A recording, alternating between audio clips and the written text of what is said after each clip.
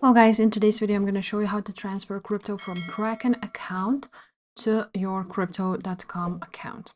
So first of all, you want to go ahead to your Kraken account and you want to scroll down until you see portfolio and click withdraw.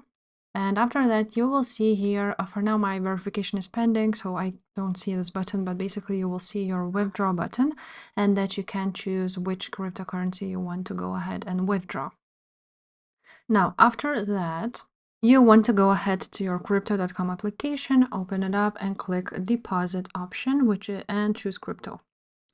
From here, you're going to choose the same cryptocurrency which you want to send from Kraken. So for example, I tried to send Ethereum and on Ethereum network. You're gonna click done, and now you will have your Ethereum wallet address here, which you want to go ahead and copy.